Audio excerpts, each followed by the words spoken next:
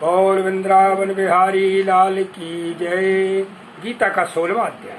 श्री भगवान बोले, भय का सर्वथा अभाव, अंतःकरण की पूर्ण निर्मलता, तत्व ज्ञान के लिए ध्यान योग में निरंतर दृढ़ स्थित और सात्विक दान, इंद्रियों का दमन, भगवान देवता और गुरुजनों की पूजा तथा अग्निहोत्र आदि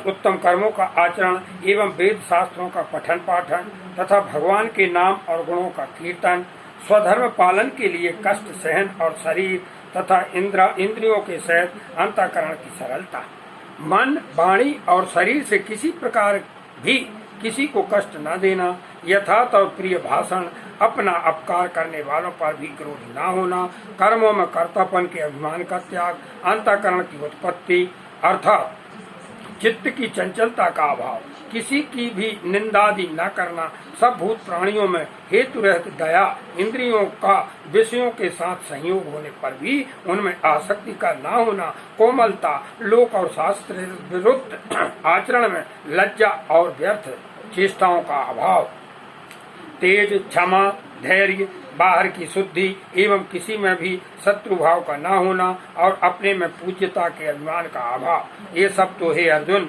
देवी संपदा को लेकर उत्पन्न हुए पुरुष के लक्षण हैं। हे पार्थ, दंभ, घमंड और अभिमान तथा क्रोध, कठोरता और अज्ञान भी ये सब आसुरी संपदा को लेकर उत्पन्न हुए पुरुष के लक्षण हैं।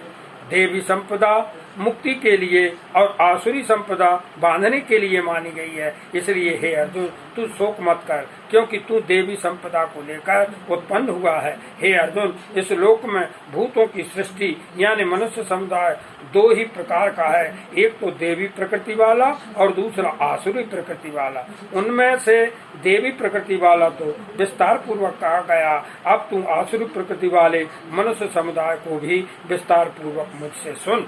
आसुर स्वभाव वाले मनुष्य प्रवृत्ति और निवृत्ति इन दोनों को भी नहीं जानते, इसलिए उनमें ना तो बाहर भीतर की शुद्धि है, न श्रेष्ठ आचरण है और न ही सत्य भाषण ही है। वे आसुरी प्रकृति वाले मनुष्य कहा करते हैं कि जगत आश्रय रहित सर्वथा सत्य असत्य और बिना ईश्वर के अपने आप केवल स्त्री पुरुष के संयोग से उत्पन्न है, अतएव केवल काम ही इसका कारण है, इसके सिवा और क्या।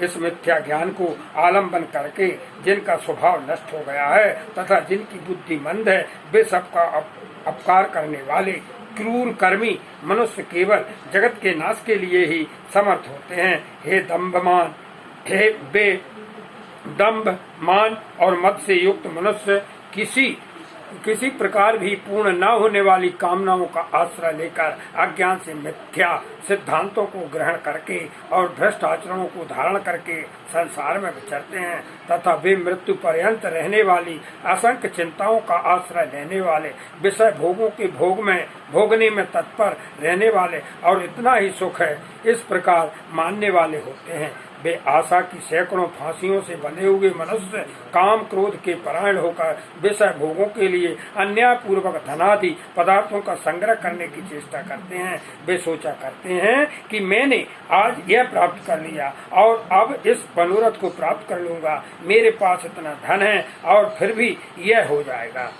वह शत्रु मेरे द्वारा मारा गया और उन दूसरे शत्रुओं को भी मैं मार डालूंगा। मैं ईश्वर हूँ, ऐश्वर्य को भोगने वाला हूँ, मैं सब सिद्धियों से युक्त हूँ और बलवान तथा सुखी हूँ। मैं बड़ा धनी और बड़े कुटुंब वाला हूँ, मेरे समान दूसरा कौन है। मैं यज्ञ करूँगा, दान दूंगा और आमोद प्रमोद करूँगा। इस प्रकार अज्ञान से मोहित रहने वाले तथा अनेक प्रकार से भ्रमित चित्त वाले मोह रूप जाल से समावृत और विषय भोगों में अत्यंत आसक्त आसुर लोग महान अपवित्र नरक में गिरते हैं। वे अपने आप को ही श्रेष्ठ मानने वाले घमंडी पुरुष धन और मान के मद से युक्त होकर केवल नाम मात्र के यज्ञों द्वारा पाखंड से शास्त्र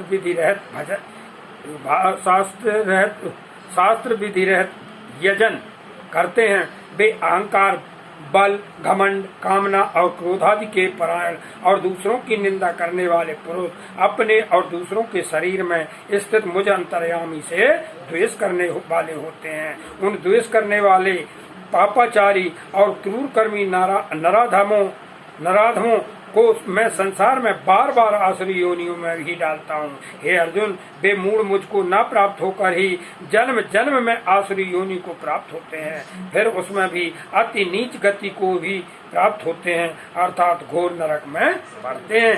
काम, क्रोध तथा लोभ, ये 3 प्रकार के नरक के द्वार आत्मा का नाश करने वाले अर्थात उसको अधोगति में ले जाने वाले हैं। अतएव इन तीनों को त्याग देना चाहिए। हे अर्जुन, इन तीनों नरक के द्वारों से मुक्त पुरुष अपने कल्याण का आचरण करता है, इससे वह परम गति को जाता है, अर्थात मुझको प्राप्त हो जाता है। जो पुरुष शास्त्र विधि को त्याग कर अपनी इच्छा से मनमाना आचरण करता है, वह न सिद्धि को प्राप्त होता है, न परम गति को, और न ही सुख को ही प्राप्त होता है।